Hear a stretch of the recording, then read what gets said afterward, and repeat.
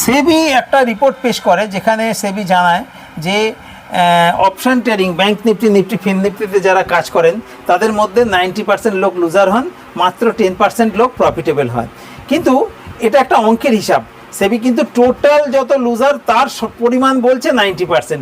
এই টোটাল 90% লুজারের মধ্যে এমন লোকও আছেন যিনি সারা জীবনে হয়তো একটি মাত্র ট্রেড নিয়েছেন, তার হিসাবও কিন্তু এই 90%-এর মধ্যে আছে। এমন লোক আছেন যারা হয়তো 10টা 20টা 30টা ট্রেড নিয়েছেন বা 2000 4000 5000 10,000 টাকা লুজ করেছেন বা আর ট্রেড করেন না, তাদের হিসাবও কিন্তু 90%-এর মধ্যে আছে। হতে পারে এই 90%-এর মধ্যে 80% লোকই এমন যারা 2টো 4টে 10টা 20টা 50টা ট্রেড নিয়েছেন বা 2000 5000 10,000 20,000 টাকা লুজ করেছেন, তার হিসাবে কিন্তু হয়তো 90%-এর মধ্যে 80%।